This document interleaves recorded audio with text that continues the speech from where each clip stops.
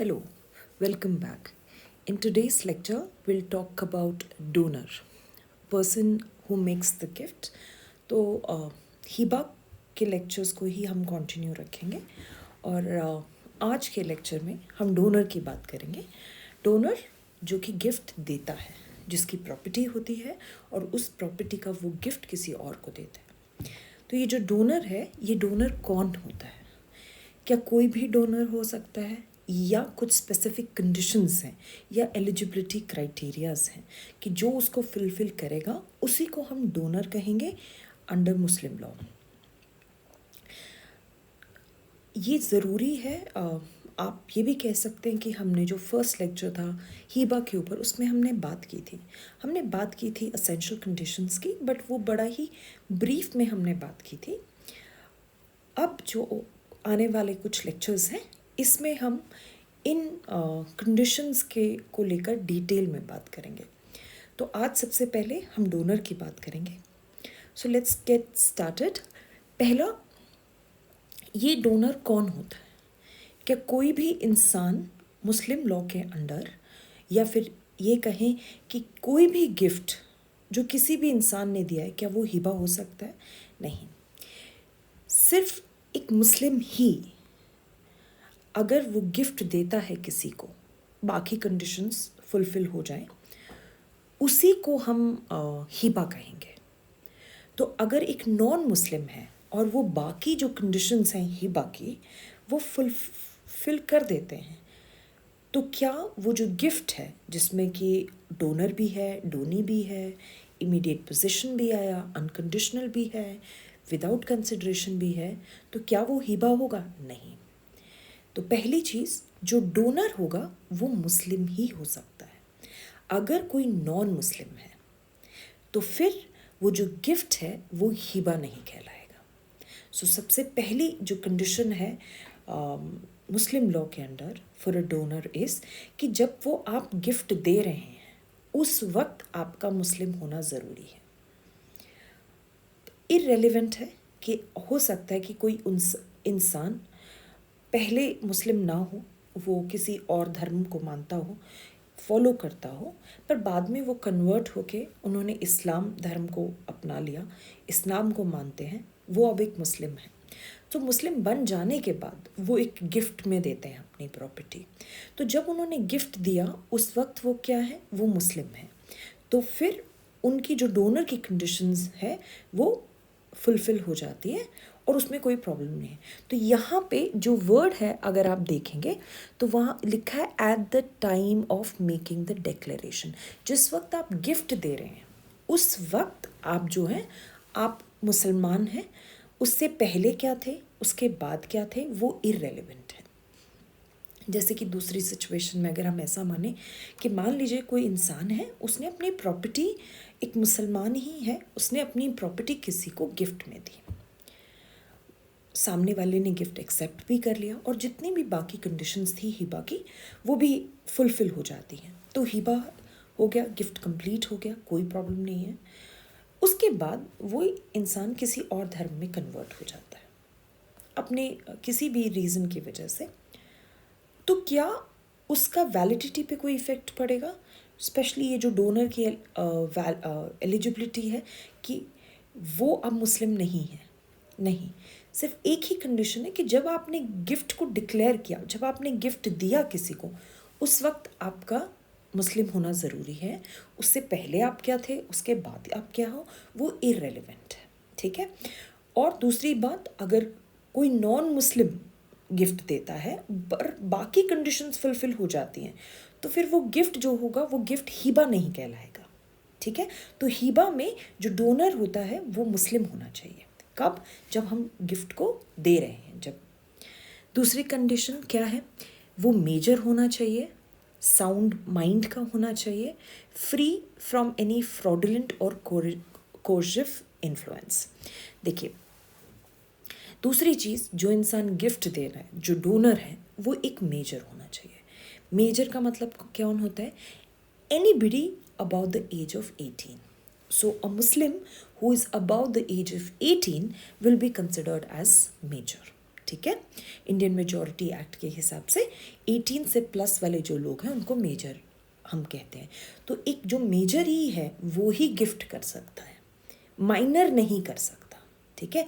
तो उसका मेजर होना बहुत ज़रूरी है। दूसरी चीज़, साउंड माइंड का होना बहुत ज़रूरी है। अब ये जो वर्ड है साउंड माइंड, इसका क्या मतलब होगा? इसका मतलब ये है कि जो इंसान गिफ्ट दे रहा है उसको अच्छे से पता है कि वो जो लीगल ट्रांजैक्शन वो कर रहे हैं, जो वो ट्रांसफ़र कर रहे हैं, उसके क्या कॉन्सिक्वेंसेस हैं, वो फुली अंडरस्टैंड करते हैं, उनकी पूरी समझ है, उनको पता है कि ये उनके लिए ठीक है या नहीं है। तो अगर वो इतनी मेंटल कैपेबिलिटी रखते हैं कि उनको सही गलत का पता है, उसके लीगल कॉन्सिक्वेंसेस पता है, उनको ये पता है कि वो क्या करने जा रहे हैं, तो फिर हम कहेंगे कि वो इंसान एक साउंड माइंड का है ना। साउंड माइंड हम देखते हैं कि जब वो गिफ्ट का डिक्लेरेशन किया गया, जब वो ट्रांजैक्शन हुआ है, क्या उस वक्त वो इंसान साउंड माइंड में था?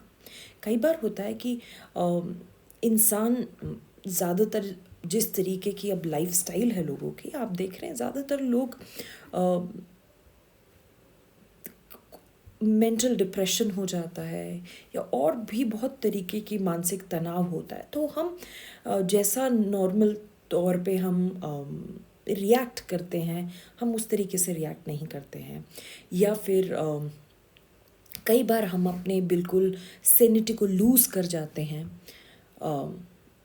कुछ लोगों के केसेस में इसको एक मेडिकल इलनेस का नाम दे दिया जाता है।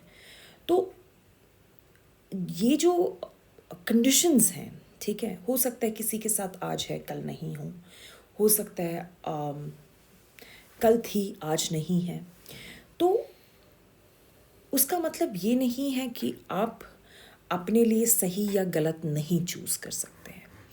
जब भी हम साउंड माइंड की बात करेंगे तो हम ये देखते हैं कि जिस वक्त वो इंसान ने वो फैसला लिया था या वो गिफ्ट दिया था, क्या उस वक्त उस इंसान की जो कंडीशन है वो कंडीशन कैसी थी, ठीक है। क्या वो उस मेंटल कैपेसिटी में थे कि वो अपने बारे में अपना सही या गलत सोच सकते थे? अगर वो उस कंडीशन में थे तो फिर बात वहीं ख़त्म हो जाती है। जब भी हम साउंड माइंड की बात करते हैं तो डेफिनेटली मेडिकल और एक्सपर्ट्स का ओपिनियन जो होता है वो ज़रूरी होता है, उसको देखा भी जाता है। बट अल्टीमेटली वो हमारा कोर्ट्स का जो है डिस्क्रिशन होता है कि वो सिर्फ खाली मेडिकल ओपिनियन ही नहीं, वो उस गिवन सर्कमस्टांसेस में उनको क्या लगता है कि whether that person was mentally sound और नॉट। तो मेडिकल एविडेंस का काफ़ी कंसिडरेबल इम्पैक्ट होता है, काफ़ी उसको महत्व दिया जाता है। बट उसके अलावा जो फाइनल इस मामले पे कि कोई इंसान साउंड माइंड का था या नहीं था, वो कोर्ट डिसाइड करती है बेस्ड ऑन द फैक्ट्स और सर्कमस्टांसेस ऑफ द केसेस। एक चीज़ और आप याद इसमें रखिएगा कि जब भी हम साउंड माइंड की बात करते हैं ना, तो जो लीगल प्रिजम्पशन है वो हमेशा सेनिटी का होता है कि हम ये मान के चलते हैं कि जो जिस इंसान ने वो गिफ्ट दिया है वो जो है क्या है, वो साउंड माइंड का ही है। अगर आप उसके कॉन्ट्ररी अलेज कर रहे हैं, आप कह रहे हैं नहीं नहीं नहीं नहीं वो साउंड माइंड का नहीं है, तो this is then the burden of proof is on you to prove कि साउंड माइंड का नहीं था। तो लॉ हमेशा प्रिज्यूम करके चलेगा कि person is of sound mind. अगर वो चैलेंज होता है तो जो उसे चैलेंज करता है उसको प्रूव करना पड़ता है। तो लीगल प्रिजम्पशन या लॉ हमेशा ये अज्यूम करके चलता है, ये प्रिज्यूम करके चलता है that that person was of sound mind, ठीक है। तो ये हुआ साउंड माइंड के बाद। अब देखिए साउंड, जब भी हम साउंड माइंड की बात करते हैं इसमें दो चीज़ें और आती हैं, या फिर आप वॉलंटरी वर्ड को अगर इसमें इसके साथ अगर हम जोड़ के पढ़ें तो जब भी हम साउंड माइंड और वॉलंटरी कि अपनी मर्ज़ी से दिया गया है, तो वहाँ पे जैसे मैंने आपको पहले भी लेक्चर्स में बताया कि हम देखते हैं कि उस इंसान को उस चीज़ का नॉलेज होना, प्लस एक तो आपको पता चल गया अच्छा ये जो हो रहा है ये हो रहा है, आपको फैक्ट्स के बारे में पता चला। दूसरी चीज़, अब आप उन फैक्ट्स के साथ अग्री करते हैं कि डिसअग्री करते हैं, ठीक है। जैसे गिफ्ट्स हैं, अब एक इंसान है, उसको पता है कि अच्छा ये कंडीशन है मेरी, इस कंडीशन में मैं गिफ्ट देना चाहता हूँ या मैं गिफ्ट नहीं देना चाहती। तो एक है नॉलेज का पार्ट कि आपको पता है सर्कमस्टांसेस क्या है, फैक्ट्स क्या है, और एक है कि आप उस सब कुछ जानते हुए आप क्या करना चाहते हैं, आपकी क्या मर्जी है। तो दो पार्ट्स होते हैं, ठीक है। तो ये जो नॉलेज वाला पार्ट है, अगर वो उसके बारे में आपको ना पता हो, आप जानते ही नहीं हो, फैक्ट्स ही नहीं जानते आप उस सिचुएशन में, मान लीजिए आपके सर्कमस्टांसेस ऐसे हैं, कोई इंसान है जो पढ़ा लिखा नहीं है, या फिर उसका बाहरी दुनिया से इतना कोई इंटरेक्शन नहीं है, राइट। तो उस सिचुएशन में क्या करेंगे हम? उस सिचुएशन में इसका मतलब जो नॉलेज वाला पार्ट है वो कहीं ना कहीं वो फुलफिल नहीं होता है, कि उनको पता ही नहीं था फैक्ट्स, ठीक है। दूसरी चीज़, जो उनकी कॉन्सेंट है वो कॉन्सेंट फ्री विल से नहीं है, इसका मतलब उनको मैनिपुलेट किया गया है, या फिर उनके ऊपर किसी तरीके का ज़ोर ज़बरदस्ती या फ्रॉड किया गया है, बताया कुछ किया गया और हुआ कुछ, ठीक है, या फिर इमोशनली मैनिपुलेट किया गया है। तो अगर ऐसी कोई भी सिचुएशन होती है डोनर के साथ कि भाई उसने जो हामी दी है या वो जो ट्रांजैक्शन किया है, वो जो गिफ्ट दिया है, तो फिर वो गिफ्ट जो होगा वो वॉइड होगा, उस गिफ्ट का कोई लीगल इफेक्ट नहीं होगा, ठीक है। ओके, नाउ तो ये जो मैंने आपको वॉलंटरी वाली बात बताई है, उसका थोड़ा ध्यान रखिए कि इसके दो एस्पेक्ट होते हैं, एक नॉलेज वाला और एक कॉन्सेंट वाला। दोनों अलग होते हैं, दोनों पे हम चैलेंज कर सकते हैं। Now next is, donor must be the owner of the property to be transferred by way of gift. Owner होना, जो डोनर है उसका ओनर होना बहुत ज़रूरी है, ठीक है। To be transferred by way of gift, कौन सी प्रॉपर्टी का? जो आप गिफ्ट के थ्रू ट्रांसफ़र करना चाहते हैं। डोनर अगर उसका ओनर नहीं है तो फिर, और अगर उसके बावजूद भी वो उस प्रॉपर्टी को ट्रांसफ़र कर दे, तो हम क्या कहेंगे? वो गिफ्ट जो है वो गिफ्ट वैलिड नहीं होगा। इसका मतलब उस गिफ्ट का कोई लीगल इफेक्ट नहीं होगा। आपने किसी को प्रॉपर्टी दे भी दी, तब भी लॉ में या लीगल टर्म्स में वो प्रॉपर्टी उस इंसान के पास नहीं जाएगी। फॉर एग्ज़ाम्पल, अब घर किसी और का है, उसमें किराएदार कोई और रहते हैं, किराएदार ने उस घर को किसी और को गिफ्ट में दे दिया, तो क्या किराएदार उस घर का मालिक है? नहीं। तो जब वो ओनर ही नहीं है उस प्रॉपर्टी का, तो वो गिफ्ट क्या होगा? वैलिड होगा? नहीं, वैलिड नहीं होगा। तो आपको ओनर होना बहुत ज़रूरी है उस प्रॉपर्टी का, ठीक है। नाउ अब मैंने कुछ सिचुएशंस लिखी हैं, जैसे कि मास्टर सर्वेंट, पर्दानशी lady, person in insolvent circumstances. अब देखिए, कुछ रिलेशनशिप्स ऐसे होते हैं जिसमें एक रिलेशन शायद, या फिर एक पर्सन दूसरे पर्सन को डोमिनेट कर सकता है, जिसको हम फिड्यूशियरी रिलेशनशिप्स भी कहते हैं। तो ऐसी सिचुएशन में बहुत ज़रूरी हो जाता है कि हम थोड़ा सा कॉशन लें, या फिर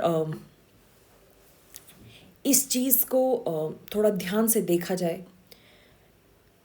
तो जब भी हम ऐसे रिलेशंस की बात करते हैं, जैसे मास्टर सर्वेंट का रिलेशन है, तो ये रिलेशनशिप ऐसा है जिसमें कि एक जो है इंसान दूसरे इंसान को डोमिनेट करता है, और इस डोमिनेशन की वजह से शायद किसी तरीके का अनड्यू इन्फ्लुएंस एक्सरसाइज किया जा सकता है, या फिर किसी तरीके का कोर्जन यूज़ किया जा सकता है, मैनिपुलेशन यूज़ किया जा सकता है।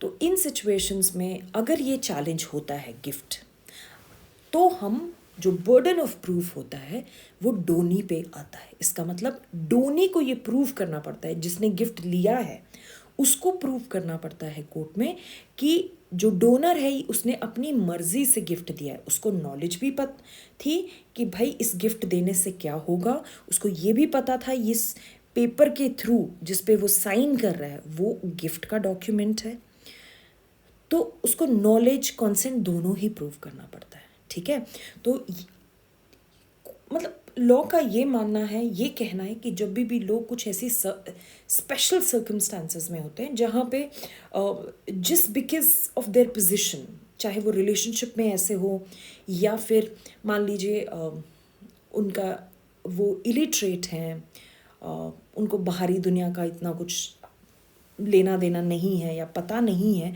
Because of the kind of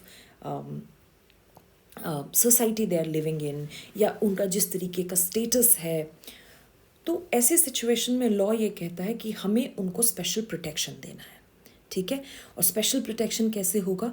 अगर ऐसे इंसान कोई गिफ्ट ट्रांसफ़र करते हैं तो जिसको गिफ्ट मिला होता है उसको कोर्ट में प्रूव करना पड़ेगा कि जो उनकी कॉन्सेंट थी वो बिल्कुल फ्री थी, उन पे किसी भी तरीके का कोई ज़ोर ज़बरदस्ती नहीं किया गया। वैसे ही पर्दा नशी जो लेडीज़ होती हैं, अब पर्दा नशी लेडीज़ का मतलब ये नहीं है कि, या फिर आप उनको ये नहीं कह सकते वो सिनोनिम्स हैं उन लेडीज़ का जो बुर्खा पहनती हैं। पर्दा नशी लेडीज़ बेसिकली वो विमेन होती हैं जो कि पूरी तरीके से आउटर वर्ल्ड से जो है अलग होती हैं, कोई ज़्यादा संबंध नहीं बनाती, वो ज़्यादातर अपने घर की फीमेल्स और मेल्स से ही इंटरेक्शन रखती हैं, क्योंकि उनके रीज़न क्या है, क्योंकि उनकी सोसाइटी में इस तरीके का कस्टम है। तो इसकी वजह से क्या होता है कि वो ज़्यादातर उनको बाहरी दुनिया का पता नहीं होता है, और दूसरा उनकी इंटरेक्शंस इस तरीके से नहीं होते कि वो अपना कोई ओपिनियन बना पाए चीज़ों पे, क्योंकि अगेन देखिए हम दूसरे लोगों से बहुत कुछ सीखते हैं, तो वहीं अगर हमारा सोशल इंटरेक्शन कम होगा तो जो हमारी समझ है चीज़ों को लेके वो समझ भी कहीं ना कहीं इफ़ेक्ट हो जाती है। तो पर्दा नशीन जो लेडीज़ है उनको भी स्पेशल प्रोटेक्शन दिया गया है लॉ के अंडर, कि अगर ऐसा कुछ हो जाता है और वो भी कोई गिफ्ट ट्रांसफ़र करती हैं किसी और इंसान को और वो गिफ्ट चैलेंज हो जाता है, तो फिर जो डोनी है जिसको गिफ्ट मिला है उसको प्रूव करना पड़ेगा कोर्ट में कि उनको जो पर्दा नशी थी उनको पता था कि वो गिफ्ट में दे रही हैं, वो उनकी मर्ज़ी से दिया गया है, उन्होंने किसी तरीके का कोर्जन नहीं दिया, कोर्जन उन पे अप्लाई नहीं हुआ है, तो ये सब चीज़ें प्रूव करनी पड़ेंगी। Also person in insolvent circumstances, अब मान लीजिए किसी पे किसी तरीके का कोई कर्ज है, ठीक है, अब वो इंसान को ये पता है कि भाई मेरे ऊपर कर्ज है इसका, मैं क्या करता हूँ, मेरी जो प्रॉपर्टी है मैं इसको ट्रांसफ़र कर देता हूँ किसी और को, कल को जब वो मुझसे पैसे मांगने आएंगे मैं बोलूँगा भाई मेरे पास तो कोई प्रॉपर्टी नहीं है। तो अगर ऐसा कोई ट्रांसफ़र किया जाता है जिसके पीछे आपकी जो इंटेंशन है वो इंटेंशन बोनाफाइड नहीं है, मैलिफाइड है। मैलिफाइड यहाँ पे हम क्यों करें? क्योंकि आप किसी और को एक तरीके से उनके साथ फ्रॉड करना चाहते थे, या आपने जो उनसे डेट लिया था आप उनको चुकाना नहीं करते इसलिए आपने वो गिफ्ट किया है। तो अगर ये भी सिचुएशन हो जाती है, ठीक है, तो उस सिचुएशन में भी ये भी एक्सेप्शन है फिर, ठीक है। तो ये कुछ और भी जैसे मास्टर सर्वेंट हो गया, या इस तरीके से और भी कुछ सिचुएशंस हैं जिसमें कि हमारे लॉ में इनको स्पेशल केसेस की तरह ट्रीट किया जाता है, और रीज़न आप लोग समझ ही गए कि क्यों हम उनको स्पेशल केसेस की तरह ट्रीट करते हैं।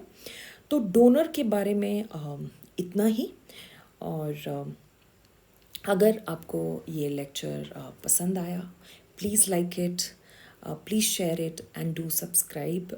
Thank you, and I will see you in the next lecture.